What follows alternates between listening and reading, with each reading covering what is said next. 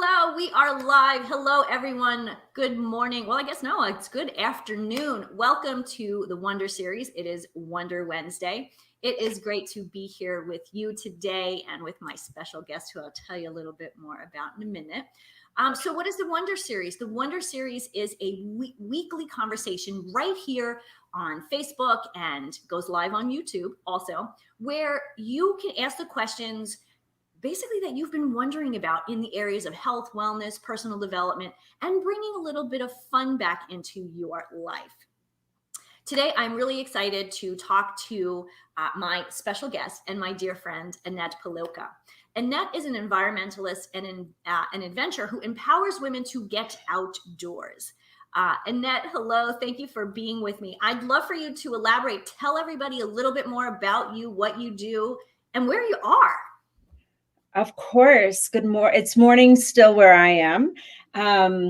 So a little bit about me is that I professionally trained as an environmentalist. So I have a master's degree. I sit on a zero waste commission to help city councils incorporate more sustainable zero waste policies into legislation. And I also am an adventurer at heart and work with women across the board of getting outdoors, being more safe, challenging yourself a little bit more, because how we show up, how you do anything is how you do everything. Mm-hmm. And so approaching life with a little bit of wonder, with the Wonder Series, but also with a little bit of wandering too, in terms of, sometimes we think that, or I have thought that life is supposed to, it's like the 5-year plan and, it's a straight line. And guess what? The more experience I get, the more I realize we're actually wandering. So it's a little bit of wandering in terms of who we are as people and evolving. But I also want to talk about wandering today in terms of hiking and getting outdoors in a safe way where everyone can feel challenged a little bit. And also I'm all about safety. Safety is number one. Always, and in a safe way so that you can feel that you can next time take it maybe to the next level for challenge. Mm-hmm. Awesome. Well, I know I love hiking, and I didn't know that I did until I actually went on a real hike. What I've done in the past is just kind of walking trails, that kind of thing. So I guess that's my first question for you. For people who want to get outside and hiking, that sounds exciting. That sounds interesting. That sounds scary. What is hiking? What is walking? What's the difference? And why should people wander and explore more? Yeah, I love all those questions. I personally, walk, hike, it doesn't really matter what you call it. As long as you're getting outside, if you want to start hiking in nature on nature trails, I always recommend start first in your neighborhood. Start first with walking in a place that you're familiar with, so that when you find a trail that is close to you, you're able to, that you can do 2 miles. Let's say it's just 2 miles. Just start somewhere. It really doesn't matter where you start, as long as you start. I have these Louise Hay's Power Thought cards, and I should have brought it up, but the one that I have by my bed right now says the point of power is always in the present moment. Right. And so it's just starting in the moment with wherever you are. Obviously, if you need to go to a doctor to make sure that you get that thumbs up, that you're healthy enough and all of that, always recommend that. But starting in your neighborhood, start small, just getting out there, feeling more confident. It's always nice to go out with a friend, or sometimes I'll do a walk and talk, but sometimes, it's also just really nice to connect with yourself in the quiet and being able to notice the birds, the squirrels. And then when you feel more confident and you find a trail, preferably somewhere close to your house that you can go on and then you have a sense of accomplishment afterward. But right now it's really hot outside in a lot of America. So I wanted to review a couple of tips in terms of making sure that you're taking care of yourselves, because a big part of it is being self-sufficient and self-reliant. And, these are all personal leadership skills. So the first is to make sure that you're hydrated before you even get outside. Mm-hmm. I am drinking more water this month. So here's my little gallon. So making sure that you're hydrated before you even get started. So when you wake up in the morning, you have a couple of glasses of water, flush the toxins out of your body, and then when you get outside, make sure that you have enough water with you. Another way of dealing with the heat is looking at what the temperature is where you are and when is a good time to actually get outside to get that exercise, because you probably don't want to go outside at 12 o'clock in the afternoon because that is the hottest time of the day, from 10 till 2. So I know that for myself, sometimes I'll wake up even earlier because it's still cool outside and it's more comfortable for me to be outdoors and to get a little bit of distance in. It doesn't matter how much distance it is, right? Like that's your own personal journey of having a success and then going back out again and maybe doing that loop twice, or maybe finding something that's a little bit longer. And also to be aware of the differences, and of like heat exhaustion, recognizing that in your body so that when you first start to feel something in your body, don't ignore it. It's the same thing across the board, just in terms of self-awareness.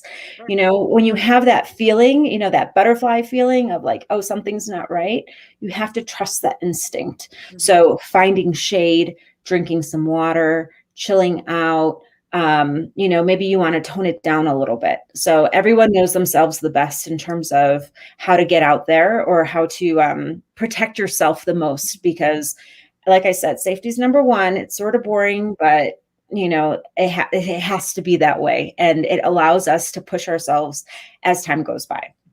I think it's really important to start with that as well, because I know so often you hear these stories where somebody's been out and they've had to get rescued because they went out on a trail that they were unfamiliar with and they didn't have enough water with them or food with them.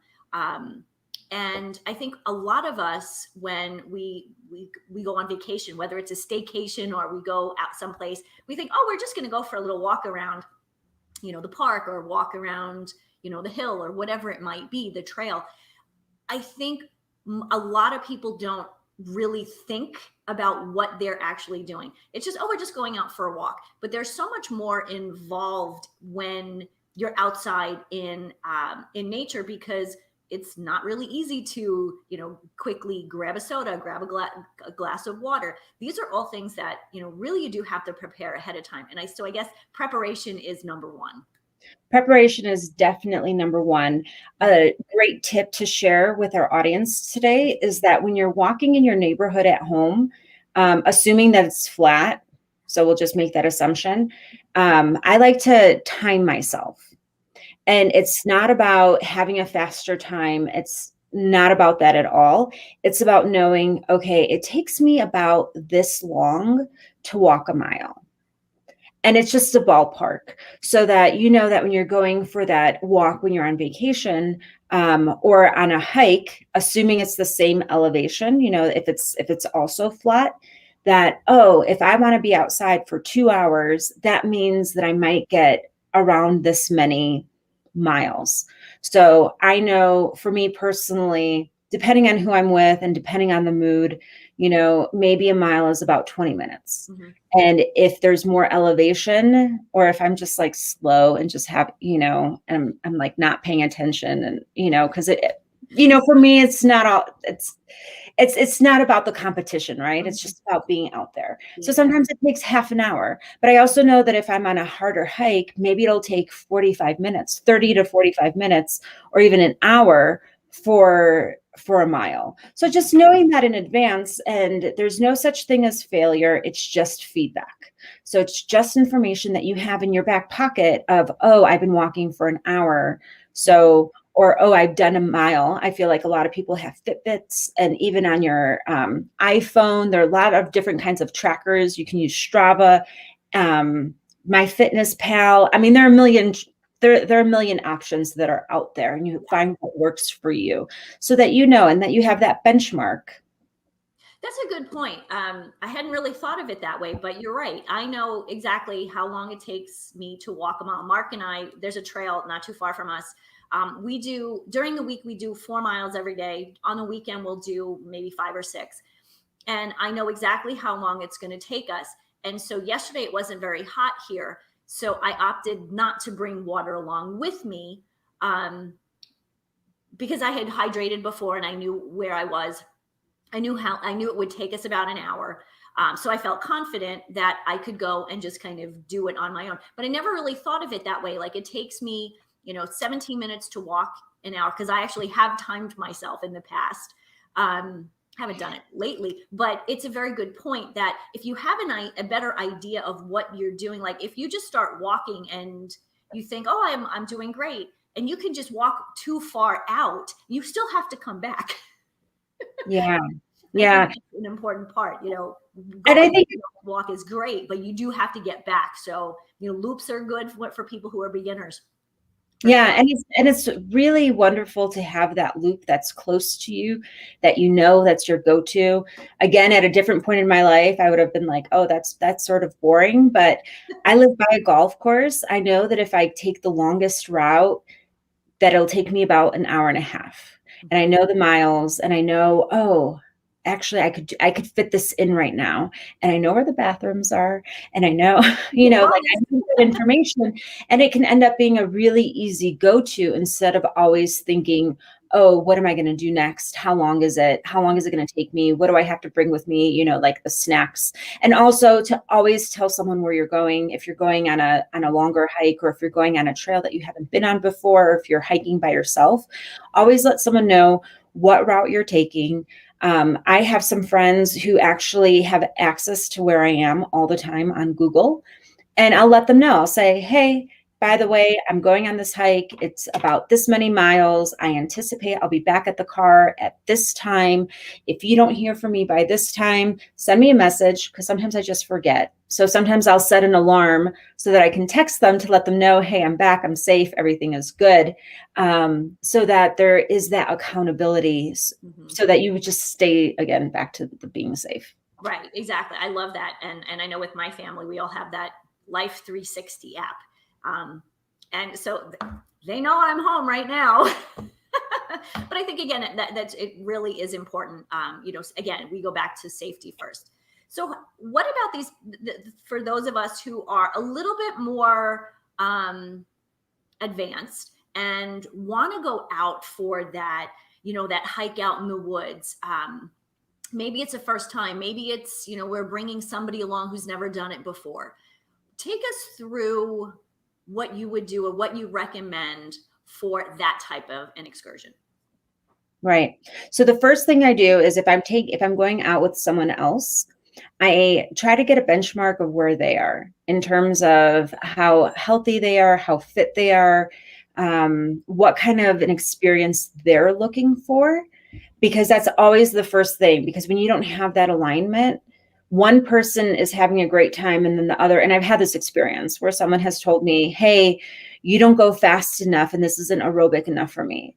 And I'm like, I thought we were just going for like a fun hike. But that's when communication really is key, right? So figuring out how what they need to get out of it, and also what you need to get out of it. Mm-hmm. And if you're the more advanced person, I always recommend, if you need to get an extra workout in, do it beforehand. Don't put it on the other person to really push themselves so that you can get what you need out of it. I think that that's pretty selfish. So figuring out, okay, either asking around A, how many miles, or B, I sometimes like to ask, how long do you want to be out for? Mm-hmm. Because I've had the experience where I think someone wants to go on a 5-mile or 7-mile hike, and they're like, maybe like an hour. I'm like, okay, that's a different data point.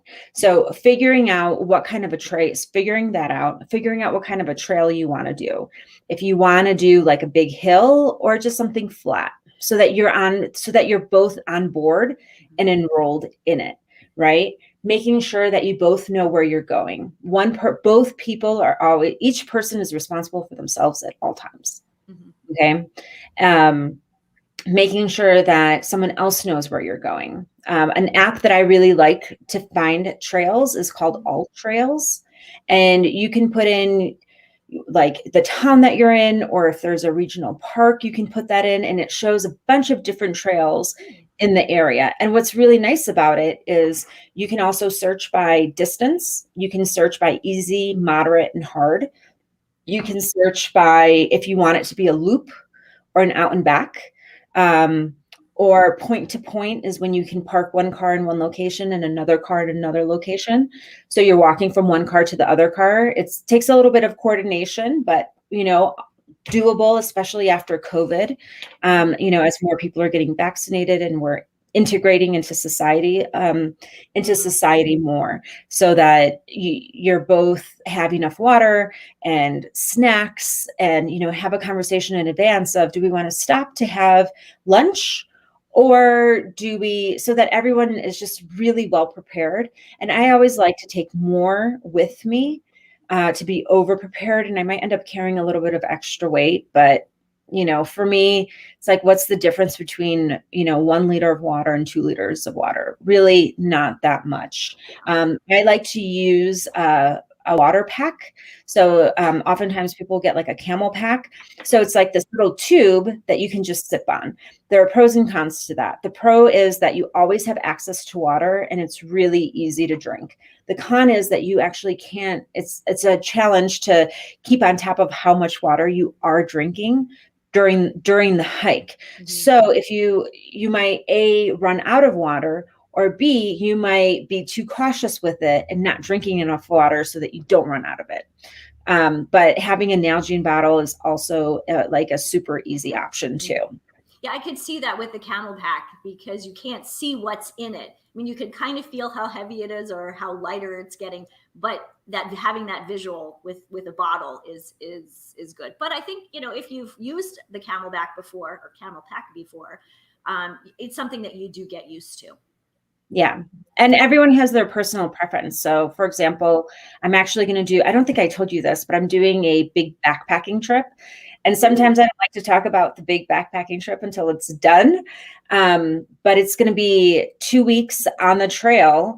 It's the Tahoe Rim Trail.